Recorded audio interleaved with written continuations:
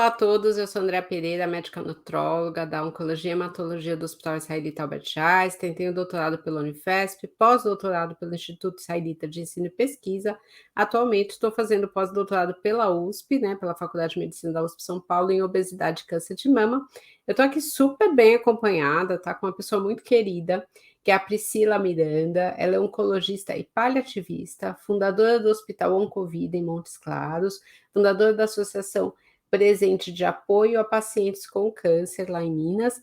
E aí eu queria, né, começar esse mês, a gente está começando podcasts que a gente vai falar de assuntos que às vezes as pessoas não querem falar, mas que são super relevantes, super importantes. Uma especialidade que a gente já tem há algum tempo aí é o cuidado paliativo, mas eu acho que existem muitas dúvidas quanto ao cuidado paliativo, né? Então, eu queria perguntar exatamente para a Priscila sobre isso, né? O que é cuidado paliativo? E se só médicos fazem o cuidado paliativo ou é algo multiprofissional?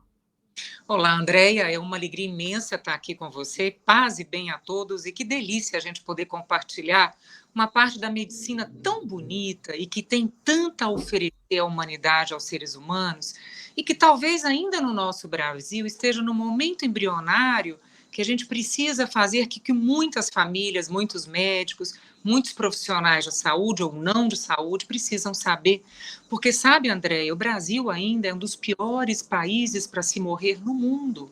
Né? Isso quem fala é a revista The Economist. Então, nós precisamos entender onde estão os gargalos para a gente conseguir ter mais dignidade, menos sofrimento, para que aquilo que a gente entende que é a morte, e ela não é o oposto de vida, e sim ela faz parte da vida, é importante que a gente consiga entender um pouquinho mais, porque para todos nós, aqui vai ser a vida que passa, ou seja, a finitude, a impermanência, é o que nos faz nos sentir vivos, é o que traz a importância, o sentido e o propósito para a gente. E aí, você me perguntou, então, qual é o conceito? O conceito de cuidados paliativos, segundo a Organização Mundial de Saúde, perpassa, Andréia, pelo alívio profundo do sofrimento humano, tanto do paciente quanto a da sua família, diante de uma doença que ameaça a continuidade da vida. Quer seja pelo alívio impecável dos sintomas físicos, sociais, espirituais. Então, a gente consegue trazer um conforto, a gente consegue afirmar a vida e não focar na morte. Porque o bonito dos cuidados paliativos, essa medicina com tanto a oferecer, é exatamente isso. A gente consegue celebrar a vida, mesmo sabendo que em algum momento seremos convidados a não estarmos aqui mais. Eu acho que isso é muito triste, esse dado da Economist, né? Então, assim, a única certeza que nós temos é que nós vamos morrer, né? E que nós vamos passar por esse processo de finitude e nós vamos conviver com pessoas que vão passar por esse processo de finitude. Então, assim, realmente a gente precisa trabalhar, né? Aliás, esse mês é o que a gente vai conversar muito, né? Da morte digna, do luto. Então, acho que isso é muito importante. E uma coisa que eu queria que você falasse, Priscila, se só a equipe médica está envolvida no cuidado paliativo ou se a gente tem mais pessoas envolvidas. Então, e é importante a gente saber que a impermanência nos faz pensar que nós nascemos para viver em bando, né? Tem vários estudos que Sim. mostram que as pessoas que vivem sozinhas, que fazem uma escolha de estarem sozinhas, elas não evoluem enquanto ser humano. Steven Pressfield, ele nos ensinou que a gente precisa empurrar a humanidade 1 milímetro que seja para frente, através de inspirações, de legados, daquilo que traz sentido para a gente. É Eu acho impossível. que a pandemia demonstrou isso muito claramente na prática, né? O quanto foi difícil para as pessoas ficarem confinadas, sozinhas. E também mostrou para a gente uma coisa muito preciosa, que a vida já tem gente que atrapalha demais. Então, ou você está do lado de quem ajuda ou do lado de quem é ajudado. E a gente, no momento contemporâneo, com tantas guerras, tantas atrocidades, a gente também tem que lembrar que nós já temos feridos demais. Nós precisamos ser agentes de cura. Qual é a escolha que a gente faz hoje? Do lado de quem quer curar ou do lado de quem quer ferir? E é por isso que os cuidados paliativos, eles trazem uma proposta, mas com o olhar de tantos profissionais, do seu na nutrição, do meu enquanto pessoa que quer trazer alívio dos sintomas e trazer alívio espiritual, social, físico para aquela pessoa e para sua família, né, da psicóloga, da fisioterapeuta, do dentista, do capelão, quem cuida da espiritualidade, né? Aí a gente não está falando de crença, e sim de essência, de ser. Então a gente é uma equipe, nós somos uma equipe para olhar para a pessoa, mas para a sua biografia. E isso que é o diferencial dessa parte da medicina, que ela olha é para a biografia e não para a biologia. O que eu quero dizer com isso? Eu não olho para um câncer de pâncreas avançado. Eu olho para o seu João, para a Dona Maria, que tem uma história de vida, que tem um sagrado na sua vida, uma sacralidade. Aquilo que para ela importa, aquilo que para ela foi construído com as suas escolhas no percurso da vida. Mas meu foco não é a doença da Dona Maria e do seu João. Não é o câncer, mas sim o que ele provoca dentro dela.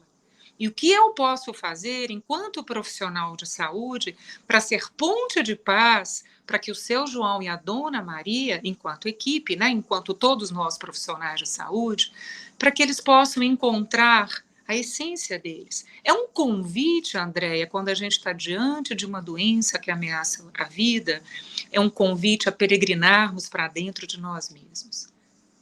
É isso. É, eu acho que isso assim, né, a gente tem que mudar um pouco esses conceitos nossos, né, principalmente, nós médicos, né, nós somos, educados para pensar só na cura, na doença que vai ser curada, muitas vezes a gente não conversa sobre, né, um paciente grave que a gente sabe que vai acabar indo a óbito, né, e a gente acaba não dando atenção à família, então eu acho assim, o papel da equipe de cuidado paliativo no hospital, ela vai além, né, dos pacientes e ela quebra paradigmas. Mas a gente sabe que apesar de, né, de ter equipes tanto no sistema público quanto no privado, de estar se falando mais aí sobre cuidado paliativo, muita gente falou muito do cuidado paliativo na época que o Pelé estava em final de vida, né, que foi falado disso. As pessoas associam sempre o cuidado paliativo à morte, né, então quando muitos hospitais até mudaram o termo cuidado paliativo para outros termos, porque tem medo de falar para o paciente: agora vai entrar a equipe de cuidado paliativo e o paciente acha que estão jogando a toalha, que ele vai morrer a qualquer momento, que ninguém mais vai cuidar dele. Então eu queria que você falasse exatamente disso. O cuidado paliativo, ele deve ser chamado ou ele é uma especialidade só de final de vida? Não, ele não é. E é muito bacana isso você perguntar, porque realmente é a visão de todos. Nós temos muita dificuldade de ainda mudarmos esse conceito. É claro que na vida, tudo para se mudar não é por revolução, é por evolução. Isso tudo demanda tempo, consciência, educação. E o que a gente percebe que talvez dos pilares dos cuidados paliativos, talvez aquele que a gente tem que ter um cuidado maior, que é o mais desafiador, Andréia, é a comunicação. É como fazermos uma comunicação compassiva, ou seja, impregnada de compaixão, né, diante de um prognóstico difícil, de um diagnóstico difícil, de uma doença avançada, para que o paciente, a sua família, consigam elaborar isso de uma maneira ressignificando o que ele tem e não trazendo para ele uma sentença de morte. Porque o que a gente percebe muito é que, culturalmente, a equipe de cuidados paliativos em vários hospitais, ela é chamada quando os colegas entendem que, abre aspas, não há mais nada a fazer. E é exatamente o contrário. Há muito a ser feito pelos nossos amores, pelo pai, pela mãe, pelo filho, pelo irmão, quando a gente começa a trazer à tona aquilo que importa para ele. Porque qual é a garantia que todos nós temos? Enquanto quem é cuidado com o paciente com um diagnóstico que ameaça a continuidade da vida, enquanto você, que é cuidador, que é um profissional, que se preparou para olhar para aquele ser humano, enquanto um ser holístico, enquanto um ser inteiro, com as suas demandas, com aquilo que para ele importa. Então, a comunicação, Andréia, ela precisa ser trabalhada, ela precisa ser treinada, ela precisa ser elaborada, para que ela seja o mais assertiva possível, o mais compassiva possível, mas trazendo sempre a verdade, mas uma verdade que respeita, uma verdade que traz esperança, uma verdade de partilha, onde nesse espaço de verdade, o paciente e a sua família possam, nas partilhas, trazerem aquilo que importa. Imagina a riqueza quando todos nós, e um dia seremos pacientes, né? Hoje a gente está de um lado, outro dia estaremos do Sim. outro. Quando estivermos, né, num leito de morte, quão rico será se tivermos o privilégio de sermos nós mesmos, né?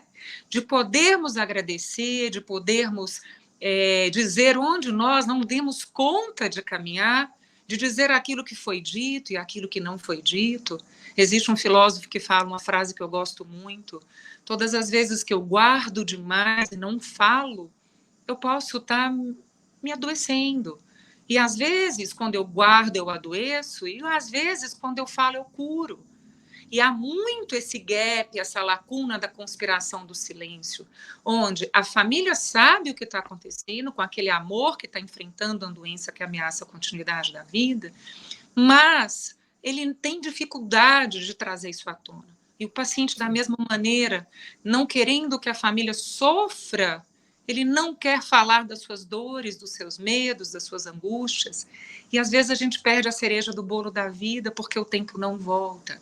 Então a gente precisa entender que mais do que preocupar de como eu vou morrer, porque todos vamos, o check-in já foi Sim. feito, eu bater os pés no chão e falar, não quero viajar, porque todo mundo já tem o check-in pronto. A questão é o que eu faço com essa informação para que eu viva a vida até que a morte chegue. A gente sabe, Andréia, que muitos de nós, né, 60%, 70% da humanidade, vai morrer de morte anunciada, de uma doença crônica. Apenas 3 em 10 de nós não morreremos de doença crônica não anunciada. Morreremos de morte súbita. Então, se nós somos, enquanto maioria, pessoas que vão poder elaborar isso, nós precisamos entender que o sentido da impermanência traz para mim muito mais do que entender que um diagnóstico de um câncer avançado, por exemplo, vai fazer com que isso me tenha até meu último suspiro. Enquanto estivermos vivos, vai bater a nossa porta, a porta da nossa vida, várias experiências de dor. Está tudo certo, porque estamos vivos. O que não está certo é que a dor nos tenha, é que ela nos domine, é que a gente vive e respira apenas aquela dor que nos foi apresentada. A dor precisa vir e precisa passar. Existe uma psicóloga brasileira, Meira Oliveira, que diz que na vida nada é em vão. O que não é bênção é lição. E a gente precisa entender que na nossa vida nós temos convites para vivermos bênçãos e convites para vivermos também lições. Por isso, Andréia, a comunicação ela precisa ser impecável. Assim como outro pilar dos cuidados paliativos é o controle impecável da dor física, porque 9 em 10 de nós, em fim de vida, teremos dor. Né, o controle da dispneia, o controle da caquexia, né, uma área tão abordada por você, com tanta expertise, e tantos outros sintomas, como também os espirituais. Porque se nós somos seres divinizados, isso é a nossa essência, nós precisamos lembrar que, se a religião é a maneira de crer, e cada um escolhe a sua, porque nós entendemos que as escolhas são para nos trazer evolução, enquanto pessoas nessa vida que passa, aquilo que me traz paz, me traz sentido, me traz senso de coletividade. Mas a espiritualidade é a minha maneira de ser, é o que me mantém de pé na casa da existência, diante de tantos convites desafiadores que a vida traz, inclusive uma doença avançada que pode ameaçar a continuidade da minha vida. Por isso que, neste momento, ninguém mais tem tempo a perder. Não tem mais maquiagem, não tem máscara, não tem a vida como ela não é das redes sociais. A partir daí, é a vida como ela é. Tanto para quem te confia o cuidado, quanto para você, profissional de saúde, que entende que a contratransferência que você faz do sofrimento do outro também tem um propósito, um para quê. E talvez por isso, André, eu consiga responder a sua pergunta. A nossa maior dificuldade, os estudos mostram que os profissionais de saúde têm muita dificuldade em dizer a verdade para o paciente. Então, a resposta esteja em quando eu comunico, e comunicação do latim é comungar, é transferir, quando eu comunico para o outro o que está acontecendo e vai mudar a vida dele, talvez para sempre, eu transfiro aquilo para mim e falo como eu reagiria. Então, Uhum. precisamos alinhar, precisamos nos capacitar, estudar muito e ter, além da atenção, uma intenção de fazermos o melhor que nós pudermos para aquela pessoa que está na nossa frente, não é por acaso, que a vida escolheu que ela esteja na sua frente, para que você dê o seu melhor, porque aquela pessoa, ela tem esperança de viver bem o tempo que ela tem. Eu acho que é, assim, muito interessante, né, a gente ouve às vezes, eu estou trabalhando com oncologia, que foi quando eu há 12 anos, quando eu tive mais contato com o cuidado paliativo, então muitas vezes a gente ouve isso mesmo: "Ah, não tem mais o que fazer, chama o cuidado paliativo, essa pessoa vai morrer em 24 horas, chama". Mas o que eu acho interessante é que nos últimos anos, estudos têm mostrado que quanto antes você chamar a equipe de paliativo, né, para atender essa pessoa, para criar vínculo, não só com a pessoa, né, porque o paliativo acaba entrando, no tratamento global, ele tem contato com todos os profissionais, né. Então, quanto antes você chama, melhor o prognóstico. Então tem um trabalho muito interessante, por exemplo, em transplante de medula óssea, da pessoa entrar no início já, né. Antes não é esperar a pessoa fazer o transplante, ver se vai bem ou não, não, ela entra já no início do processo. Isso traz um melhor prognóstico, então tem uma melhor resposta ao tratamento. Mas eu queria que você abordasse melhor isso, né, porque as pessoas estão nos ouvindo e falam: "Ah, tá, mas é uma equipe a mais que vão chamar". Por que que deveriam chamar? Né, você já falou bastante da comunicação, né, dessa preocupação não com a doença, mas com a história de vida dessa pessoa, né, porque geralmente o profissional de saúde tem a preocupação muito só da doença, né, e não vê a outra parte. A gente pode até falar que é difícil mesmo, né, você ver a outra parte, né, com a família, tudo, mas por que que eu devo chamar o cuidado paliativo? Ele tem alguma implicação no tratamento? Ele vai melhorar essa resposta? Exato. Foi muito bacana isso também que você perguntou, muito assertivo, porque se a gente se remeter ao tempo, em 2010 foi publicado um estudo impecável, e foi por causa dele, Andréia, que eu me apaixonei mais pelos cuidados Hum. paliativos e fui buscar, né, no Sírio, na Casa do Cuidar, em Harvard, buscar também me capacitar para que eu pudesse ser quem eu sou, com aquilo que traz sentido para mim, mas que eu pudesse também oferecer a melhor comunicação que eu dou conta, estudar o alívio impecável de dor e os outros sintomas. A Jennifer Temel, do Massachusetts Hospital de Boston, ela publicou um estudo impecável no New England. Então, contra a ciência, né, não tem o que a gente contestar. Foi um estudo Sim. impecável publicado no New England, onde ela comparou um braço de pacientes com câncer de pulmão avançado, e olha que naquela época a gente não tinha imunoterapia, né? Então, assim, era Uhum. um prognóstico curtíssimo dos pacientes com câncer de pulmão avançado, há 13 anos atrás. E a Jennifer foi muito feliz quando ela separou um braço com câncer de pulmão avançado e o outro com câncer de pulmão avançado recebendo cuidados paliativos. Foi aí que essa mulher e a sua equipe abriu o mar para que a gente passasse a pé enxuto, igual Jesus fez com Moisés, Uhum. nós pudéssemos compreender a paixão e o mundo e o universo, o oceano de possibilidades numa medicina do cuidado, quando curar não é mais possível, o respeito à vida e o cuidado quando ele é possível. O que ela concluiu? E foi o primeiro estudo, então, que trouxe um murmurinho no mundo inteiro. Ela concluiu que as pessoas que receberam cuidados paliativos, junto com o diagnóstico de um câncer de pulmão avançado, conseguiram ter mais 3 meses de sobrevida, sem receber nenhum medicamento a mais, nenhuma quimioterapia, nenhuma terapia-alvo. Naquela época, como eu disse, não existiam outros tratamentos que hoje existem para prolongar o nosso tempo de vida. Um estudo impecável, onde mostra que pacientes que receberam os cuidados paliativos tiveram muito mais qualidade, por isso tiveram muito mais tempo de vida. E isso mostra, Andréia, que é onde a gente entra. Quando você consegue trazer o controle impecável da dor, você consegue fazer o paciente dormir melhor, você consegue fazer ele em busca de um alimento afetivo da infância dele, que faz ele alimentar aquilo que ele dá conta. Quando você consegue trazer para ele à tona a luz, o que traz sentido, por exemplo, na espiritualidade dele, no social dele. Então, quando você cria possibilidades para aquele paciente, para sua família, o foco sai da dor, do sofrimento e da morte. E aí, o que é que você faz? Você celebra a vida. E diferente de muitos de nós que não estamos com a doença que ameaça a continuidade da vida, muitos de nós vivemos, Andréia, como zumbis ambulantes. Vivemos porque queremos pagar as contas no final do mês, vivemos porque a gente tem metas para cumprir no sentido material, e esquecemos que nós somos seres de relações, de elos. Pessoas que as relações afetivas fazem com o para quê e o para quem a gente se levanta todos os dias. São essas relações, são esses elos que me fazem querer tirar o foco da minha dor de uma metástase óssea e me fazem pensar que mês que vem é o casamento da minha filha. E eu quero estar vivo para celebrar esse momento. Ou realizar sonhos, né? Colocar agora, vai montar uma árvore de Natal. Um paciente falou isso comigo um dia desse, doutora, eu nunca montei uma árvore de Natal com meu filho.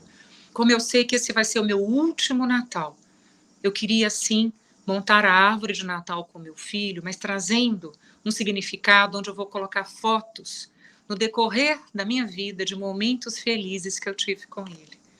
Olha que possibilidade, que oportunidade que a gente tem de ressignificar. E é por isso que a equipe sendo chamada, independente se no momento é o momento mais precoce, esse seria o ideal, mas ainda Sim. precisa ganhar espaço para isso. Hoje ainda, Andréia, Uhum. nós somos chamados nos 48 minutos do segundo tempo, né? Mas ainda acreditamos e temos esperança, enquanto ser humano, que quando um diagnóstico é dado de um câncer avançado, ali sim seria o momento ideal para a gente agregar, como disse esse estudo da Jennifer Temel, que ele foi realmente assim uma grande chave que virou e que transformou a cabeça de muitas pessoas, inclusive a minha. E por isso que a gente precisa compreender que o trabalho de equipe, ele não só favorece o paciente no controle dos sintomas, no respeito àquilo que importa para o paciente, mas principalmente explicando a dinâmica da família, a rede de apoio familiar, porque ninguém consegue ter paz sozinho. Ninguém.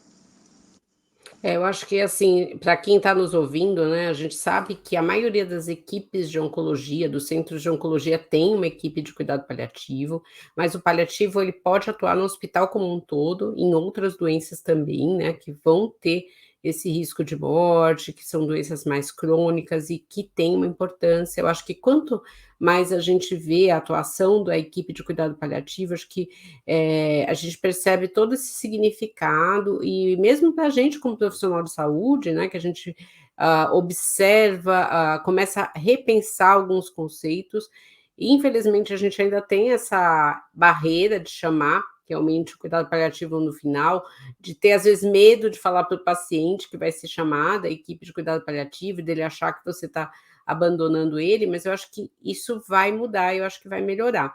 A gente falou muito, Priscila, dos pacientes, mas a gente sabe que esse processo aí de finitude, esse processo de gravidade da doença, é algo que mexe muito com o familiar, que eu acho que a gente, muitas vezes, nós como profissional de saúde, a gente esquece os familiares, eles sofrem muito, né? E também com os profissionais de saúde. Eu participei uma vez de uma roda de conversa com uma psicóloga, achei muito interessante, ela falando que ela teve que dar treinamento para os manobristas da clínica lá que ela trabalhava, porque os maridos deixavam as esposas com câncer de mama lá para fazer tratamento e eles tinham crise de choro dentro do carro e os manobristas não sabiam como lidar. Então eu pensei, gente, a gente às vezes nem pensa, né, na família, porque a gente está tão focado no paciente. Então eu queria que você falasse um pouquinho do cuidado paliativo para os familiares e para o profissional de saúde que sofre junto, né, porque ele quer ajudar o máximo possível e muitas vezes ele não consegue.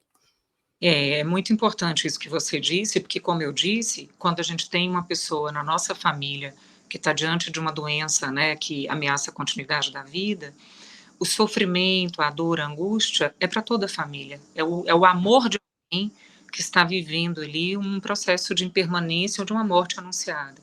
E muitos de nós temos dificuldade para lidar com isso, uma dificuldade muito grande enquanto família. Por isso, Andréia, que é necessário a gente estar aberto para viver situações, momentos, desenvolver habilidades, que se chama muito, dentro da equipe que cuida, se chama de cuidando de quem cuida. Nós precisamos cuidar muito de quem cuida daquele paciente que nos confia o cuidado. E isso que você diz traduz muito uma angústia, como eu já disse, das conspirações de silêncio. Por isso que nós, profissionais de saúde, precisamos conquistar a família.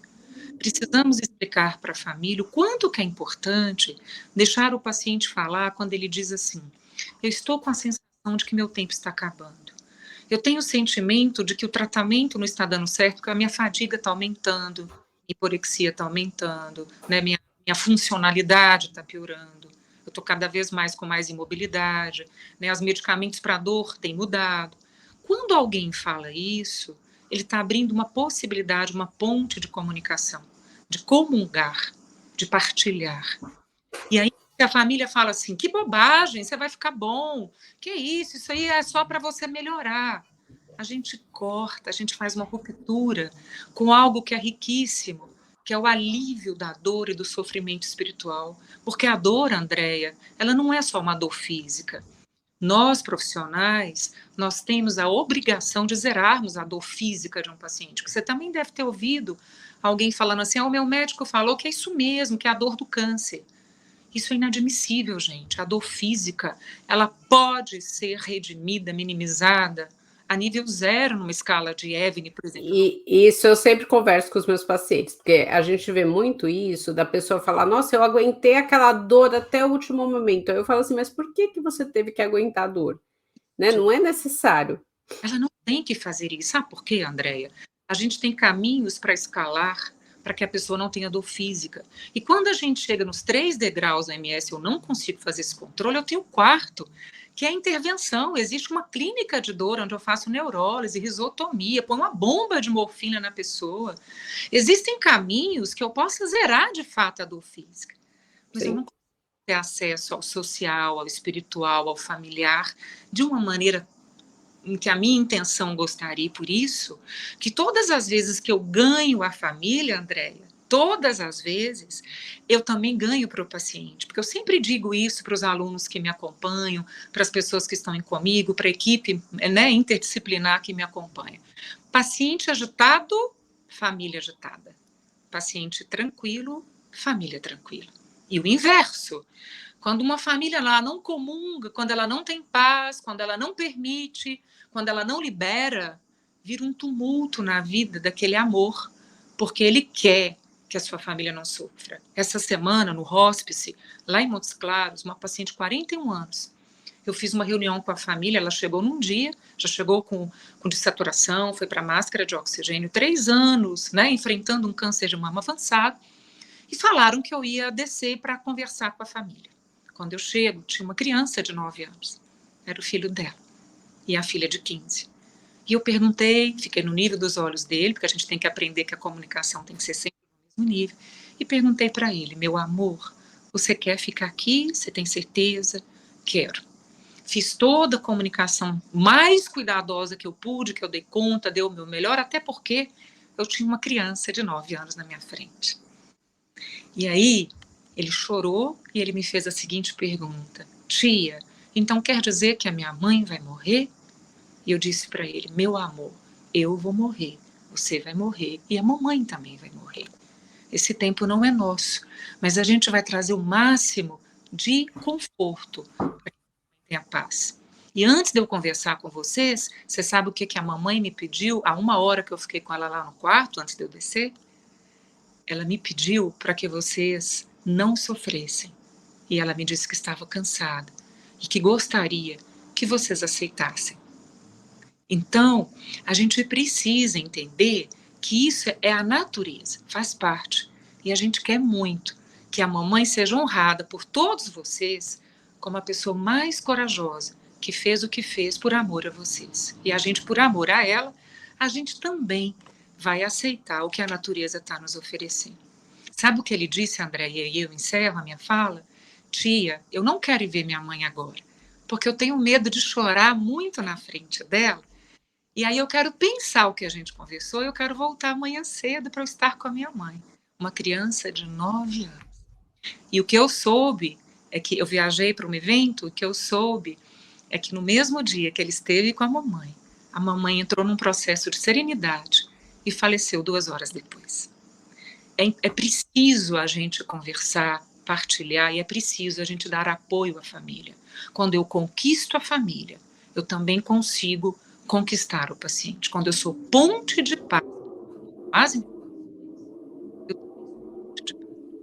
para o paciente. E nem sempre, Andréia, isso é Disney World. Nem sempre isso é um final tão feliz, nem sempre a gente tem tempo para fazer essas partilhas com a Sim. família, mas sempre a gente tenta e sempre a gente entende que existe um caminho onde a gente pode mitigar um sofrimento profundo que é a dor total, que é o sofrimento de alma em todas as suas dimensões. Eu acho que assim, né, a morte, né, o processo de morte, de pensar que você vai morrer, ele aflora uma série de problemas que existiram, de coisas mal resolvidas, né, ao longo aí da vida, e realmente é muito importante essa comunicação, de você ter, prioridades, né, de você as pessoas às vezes acham que o paciente não quer conversar disso, então é o que você falou, às vezes é muito dolorido para a pessoa conversar disso, então ela corta, né, então eu acho que isso, né, de você trabalhar essa comunicação e perceber algumas coisas, é fundamental, né, e eu acho que o cuidado paliativo faz isso muito bem.